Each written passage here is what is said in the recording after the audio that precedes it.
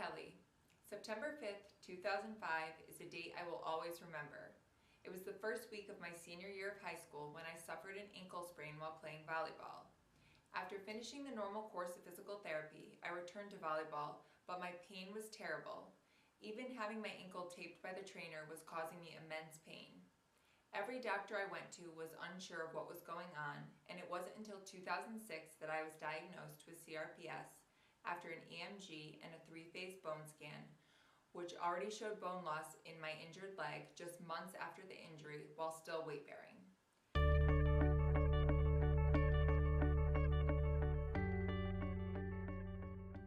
I treat my CRPS with aquatic therapy, which I have found to be the best form of physical therapy for me.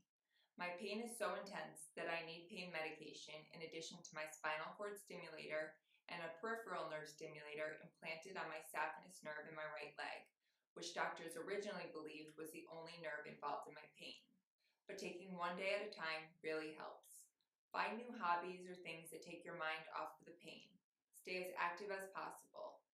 Know your limits. It is okay to say no to an event or an activity that you think will exacerbate your pain or set you back, and the people that love you will understand this too.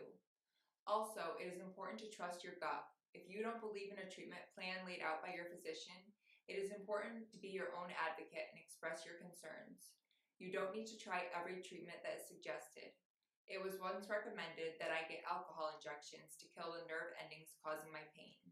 I didn't feel right about this treatment and was concerned that the injections would kill not only the nerve endings, but also the healthy tissue surrounding the nerves, and the doctor confirmed that these injections would do just that.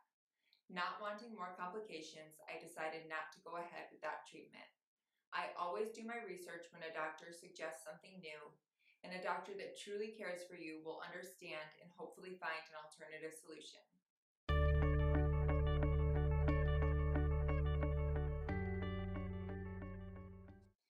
CRPS has changed my life in many ways. It affected my college decision.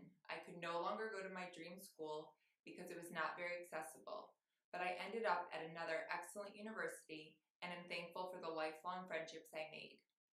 CRPS also took away a career I loved, working in a lab studying brain tumors, Alzheimer's disease, and other medical research. I couldn't go to medical school or a PhD program because my condition worsened. I am thankful that I was able to finish my bachelor's and master's degrees even when my CRPS started spreading and intensifying while developing new symptoms such as increased spasticity. I was able to finish my education because my mom selflessly quit her job and moved into an apartment with me at school to help me manage my CRPS challenges while I completed my senior year of college and my 5th year to obtain my graduate degree.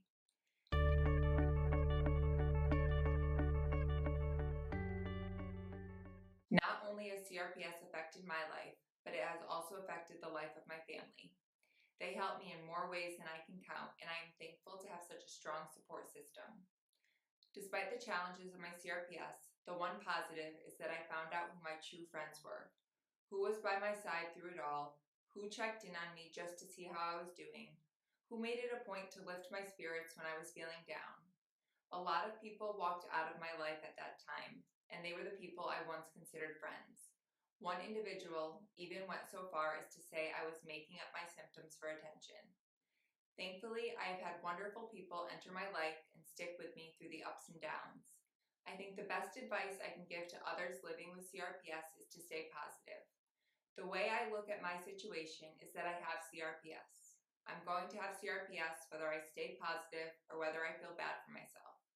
When I stay upbeat and optimistic, those around me are more likely to be positive, which in turn is uplifting and can help you through your tough days. There are going to be ups and downs and challenges throughout your life with CRPS.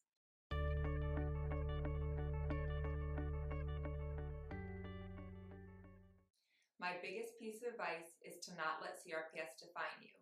You are more than just your chronic illness.